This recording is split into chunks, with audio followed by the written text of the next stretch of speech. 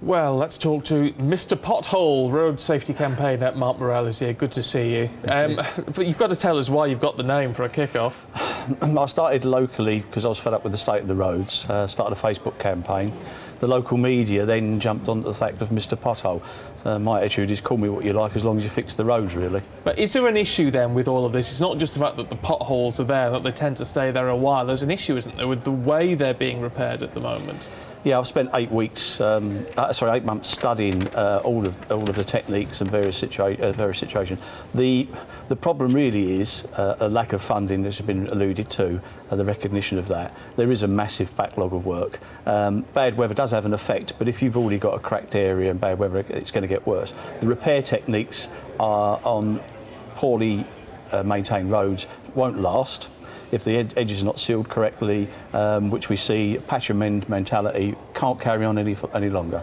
See, I see that. I've seen evidence of that. There's a pothole on one of my routes on the school run, and it was repaired a couple of months ago. It re-emerged, and they've repaired it again, and already it's starting to go again. So what's wrong with the methods that they're using? Well, if the material around it isn't stable in the first place, you're not going to get a good repair in something that's unstable. But the actual repair techniques, if the edges aren't sealed correctly and you don't get a good bond, the water gets in there, it's going to break down with the traffic.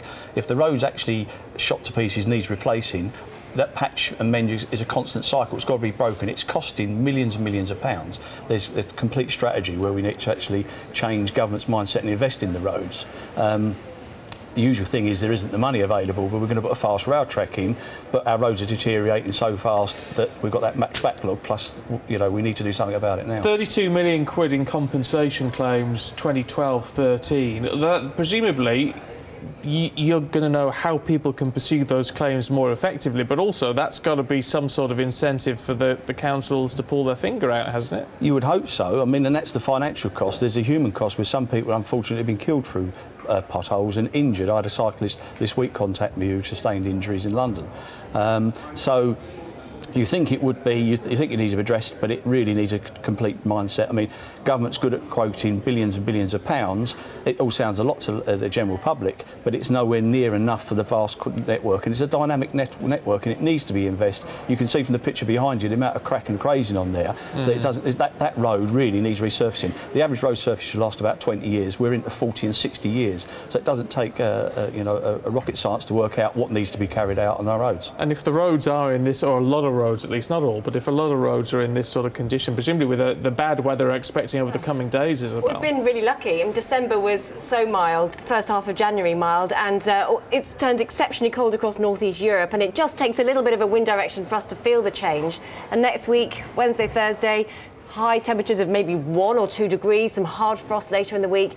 And although it doesn't look like it's a sustained cold spell, it could be easily through into February, where we really do see some really bitter weather, and obviously then that makes it much worse, doesn't it? Yeah. It's the recipe for a disaster. I mean, you can see what's happened in America with the amount of potholes and the size of potholes because of the bad weather. I mean, bad weather isn't the problem on its own. If the highway's in a good condition in the first place, you get less impact. Look, so what's going to happen with all of this, Mark? You're Mr Pothole, but presumably to make any difference at all, we need Mr and Mrs Potholes up and down the country.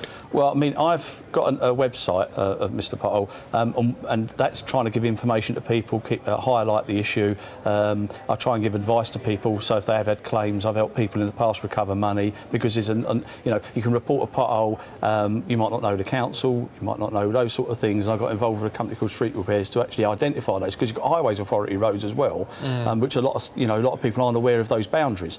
But the thing is, I'm trying to prepare an evidence to go to the All-Party Transport Select Committee by the end of March to say this is turning from a national disgrace into a scandal, because we've got issues where guys are claiming the councils aren't necessarily telling them the correct information. You've got Freedom of Information Act that proves it's wrong, went to court.